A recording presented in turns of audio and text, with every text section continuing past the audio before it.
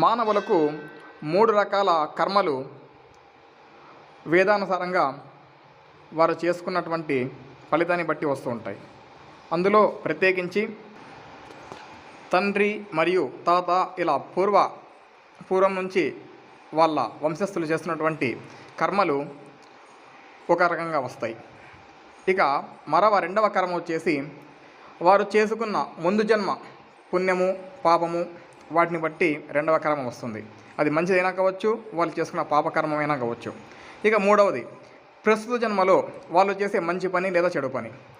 ఇప్పుడు ఇక్కడ సంతానం కలగకపోవడానికి గల కారణం ఏమంటే, మనం చూస్తూ ఉంటాం చాలామంది చిన్నప్పటి నుంచే ఎవరైనా తమ చిన్న పిల్లవాడిని ఎత్తుకోండి అని చెప్పి ఇచ్చేసి వెళ్ళిపోతారు.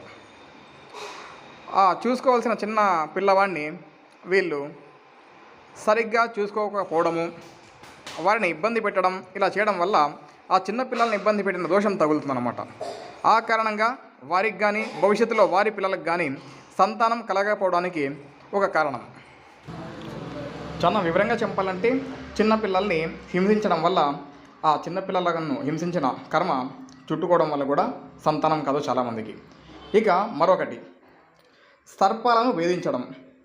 ఎక్కడైనా పాము దొరికితే దాన్ని దాదాపు వదిలేసేకి ఎక్కడన్నా అడవుల్లో కానీ ప్రయత్నం చేయండి సాధ్యమైనంత వరకు కూడా. ఇక ప్రత్యేకించి జంతువులను బాగా చూసుకోవడం వల్ల కూడా మనము చేసిన పాపాలు తొలగి ఆనందంగా ఉండడానికి ఆస్కారం ఉంటుంది. కాబట్టి మానవులు జంతువులను పశుపక్షాదులను బాగా చూసుకోండి. మీకు ఎవరైనా చిన్నపిల్లలను ఇస్తే వారిని బాగా చూసుకోండి. వాళ్ళు లేరు కదా అని చెప్పి వాళ్ళని ఏడిపించడం వల్ల ఆ కర్మ కూడా చుట్టుకుంటుంది. కాబట్టి పిల్లల్ని బాగా చూసుకోండి. పిల్లల్ని ఎత్తుకుంటే సంతానం కలుగుతుంది అని అంటూ ఉంటారు. దానికి కారణం ఎత్తుకోవడం కాదు, వారిని బాగా చూసుకోవడం. ఓం నమః శివాయ. ఇక ప్రత్యేకించి ఆ కర్మలు ఏమన్నా ముందు జన్మ ఉన్నా అవి తొలగడం కోసం మనం ప్రత్యేకించి ఆ సుబ్రహ్మణ్య స్వామిని సర్పరూపాన్ని ఆరాధిస్తూ ఉంటాము.